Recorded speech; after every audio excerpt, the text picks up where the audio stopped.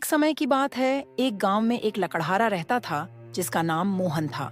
वो एक सेठ के यहाँ लकड़ी काटने का काम करता था। वो अपना काम बड़ी मेहनत और ईमानदारी से करता था।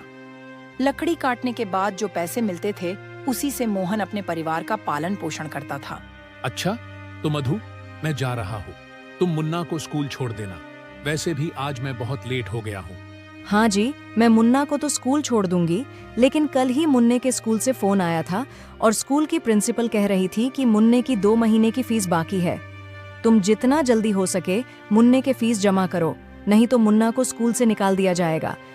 ठीक है मधु, मैं कुछ दिन बाद मुन्ने की पूरी फीस जमा कर दूंगा, क्योंकि अभी जो पैसे मिले थे वो पैसे सब घर खर्च में लग गए थे। इसीलिए मुन्ने की फीस जमा नहीं कर पाया, लेकिन अब की बार पहले मुन्ने की फीस जमा करूंगा। मोहन, तुम अपने मालिक से पगार बढ़ाने को क्यों नहीं कहते? अगर पगार नहीं बढ़वाओगे तो घर चलाने में बहुत दिक्कत होगी। आजकल महंगाई बहुत तेजी से बढ़ रही है और ये थोड़े से पैसे में हमारा गुजारा नहीं हो पाएगा।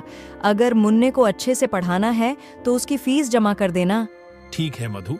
फिर वो अपने दोस्त सोहन के पास जाता है। अरे भाई मोहन, आज तो महीने की आखिरी दिन है।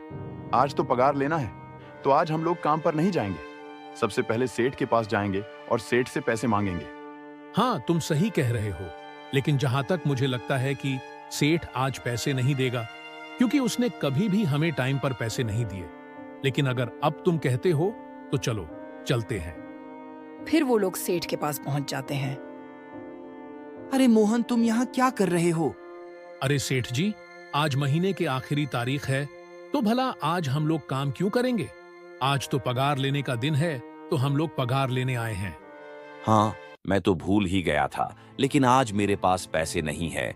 आज कुछ दिन से लकड़ियां बाहर नहीं गईं, इसीलिए पैसे भी नहीं आए, तो मैं तुम लोगों को कल पैसे दे दूंगा। क्या हुआ जी, आज तो पगार का दिन था, तो आज कितना पगार मिला? अरे मधु, अब क्या बताऊं? हम लोग तो सेठ से पैसे ही लेने गए थे, लेकिन उसने बहाना बता दिया और कहा तुम लोग कल आकर अपना पैसा ले जाना। तुम्हें पता है ना कि मुन्ने की फीस जमा करना कितना जरूरी है, लेकिन फिर भी तुम पैसे लेकर नहीं आए। अब बताओ, भला मुन्ने की फीस कैसे जमा होगी? और तो अब घर का राशन भी खत्म होने वाला है। अब तो राशन के भी पैसे नहीं हैं। अब तुम ही बताओ कि मुन्ना स्कूल जाए या फिर अब वो पढ़ाई छोड़ दे। अरे ऐसे कोई बात नहीं है भला। मुन्ना पढ़ाई क्यों छोड़ेगा? बस कल की ही तो बात है। इसके बाद सेठ पैसे दे देगा, तो हम सबसे पहले मुन्ने की फीस जमा कर देंगे।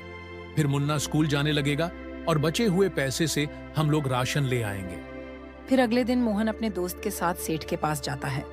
अरे सेठ जी, जैसा कि आपने कहा था कि तुम लोग कल आना, मैं तुम लोगों को कल पैसे दूंगा, तो आज हम लोग आ गए हैं। हम लोगों को हमारे पैसे दे दीजिए। ठीक है सोहन, ये लो तुम अपने पैसे। अरे सेठ जी, तो बस 4000 है, लेकिन हमने तो 5000 पर काम किया था।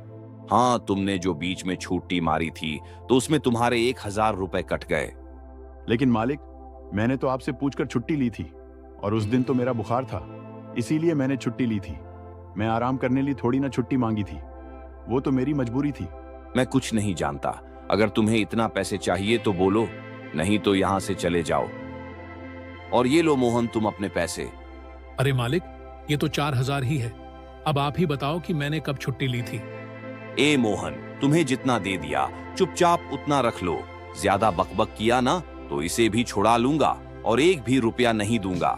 अब दफा हो जाओ यहाँ से, और जहाँ तुम्हें काम करना होगा वहाँ जाकर कर लेना। ये बात दोनों की तिल पर लग गई और दोनों वहां से चले गए। अरे भाई, ये सेठ तो हम दोनों को मूर्ख बना दिया। हम लोगों ने इतनी मेहनत करके उसकी पूरी लकड़ी काटी, और उस सेठ ने बदले में हम लोगों को कम पैसे दिए और जलील किया। अरे भाई, अभी तो मुझे अपने मुन्ने की फीस जमा करनी है, और 3000 तो मुन्ने के फीस जमा करने में ही खत्म हो जाएगी, और बाकी का 1000 में महीने भर का राशन भी लाना है, और अपनी बीवी के लिए साड़ी भी लाना है। भला इतने पैसे में मेरे गुजारा कैसे होगा? अरे भाई, अगर इस सेठ ने हमारे साथ धोखा किया है तो हम लोग भी इसे बर्बाद कर देंगे। आज शाम को हम लोग इसकी सब लकड़ियां में आग लगा देंगे, ताकि इसको इसकी गलती का एहसास हो। अगर सेठ को पता चल जाएगा तो वो हमको पुलिस के हवाले कर देगा। नहीं, हमें ऐसा नहीं करना चाहिए। अरे मोहन, तुम इसकी चिंता छोड़ दो। हम लोग आग लगाकर वहां से भाग जाएंगे और जब सेठ हमें देखेगा ही नहीं तो वो इल्जाम किस पर लगाएगा? फिर रात को वो दोनों चुपके से जाते हैं और उस सेठ की पूरी लकड़ी जला देते हैं।